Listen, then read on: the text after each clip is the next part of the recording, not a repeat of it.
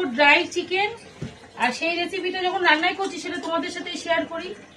আর রান্না করতে কি কি লাগছে সেটা আমি এক এক করে দেখাচ্ছি। প্রথমে আমি এটা কিন্তু কি মেখে করব, চিকেনের সাথে সব মশলা মেখে তারপরে রান্নাটা স্টার্ট।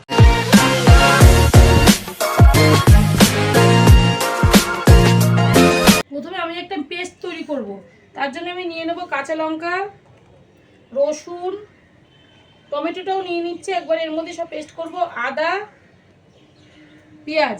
আর এই কটা পেঁয়াজ হচ্ছে ফোড়নে দেবো, মানে একটু ভেজে নেবো পেঁয়াজটা, ব্যাস এই কটা থাকবে। এই কটা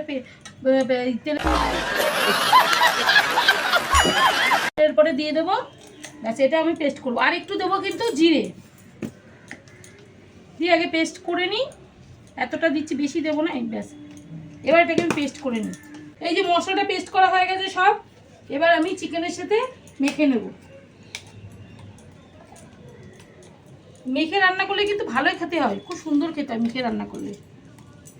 আর যত বেশি মেখে রাখা যাবে তত কিন্তু আরো ভালো খেতে হয়, সেটা সবাই জানে।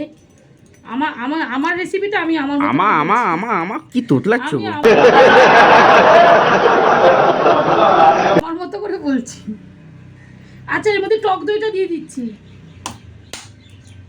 আর দিচ্ছি হলুদ,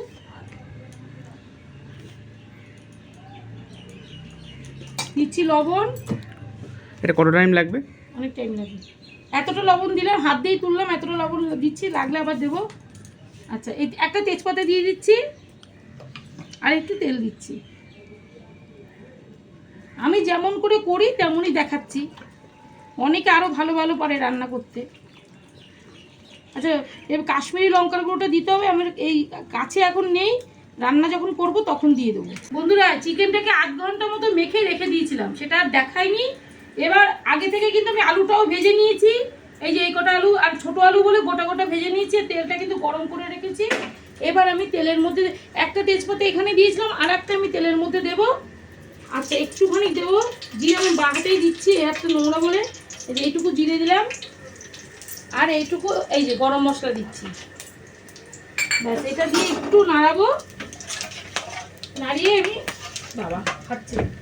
আচ্ছা, হয়ে গেছে, এটা ফোড়নটা ভাজা হয়ে গেছে। এবার পেঁয়াজটা দিয়ে দিচ্ছি, পেঁয়াজটা দিয়ে আমি বেশি সময় নেবো না, অল্প একটুখানি ভেজে নিয়ে চিকেনটা দিয়ে দেবো। আর এই রান্নাতে কিন্তু আমি কোনো জল দেবো না, চিকেনের জলেই কিন্তু এই রান্নাটা হয়ে যাবে। এবার এর মধ্যে আমি আলুটাও দিয়ে দিলাম, কারণ আলুটা একটু সেদ্ধ হতে সময় লাগবে, ভেজে নিয়েছি তাও সেদ্ধ হতে সময় লাগবে। একটুখানি পেঁয়াজটা একটু লাল হলে তারপরে চিকেনটা দিয়ে দেবো। আমি কিন্তু এর মধ্যে লবণটা দিইনি, যেহেতু চিকেনে লবণ দিয়েছি বলে সেই জন্য আমি এর মধ্যে লবণটা দিইনি। যদি লাগে তখন একটু দেখা যাবে, তখন দেওয়া যাবে। বন্ধুরা, পেঁয়াজটা ভাজা হয়ে গেছে লাল লাল করে, এবার আমি চিকেনটা দিয়ে দেবো।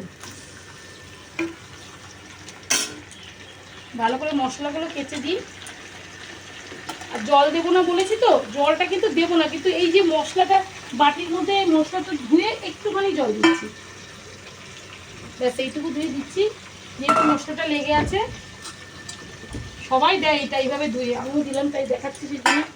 ব্যাস, এইবার মশলাটাকে ভালো করে কষাতে হবে। আর এর মধ্যে একটুখানি কাশ্মীরি লঙ্কার গুঁড়ো দিচ্ছি, সেটাতে ঝাল হবে না, শুধু কালার হবে। যতটা আছে অল্প আছে, দিয়ে দিলাম এটুকু।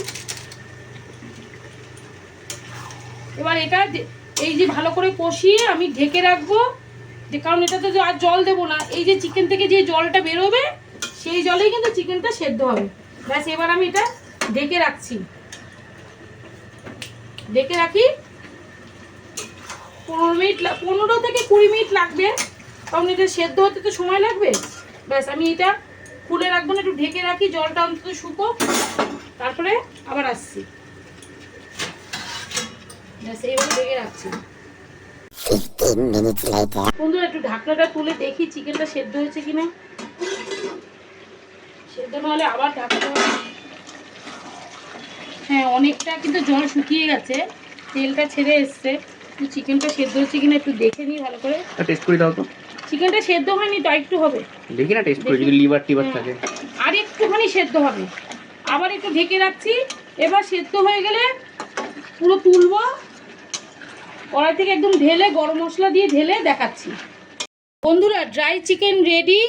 আর আমার এই রেসিপিটা যদি ভালো লাগে তাহলে একটা লাইক, শেয়ার, কমেন্ট আর সাবস্ক্রাইব করবেন। টাটা।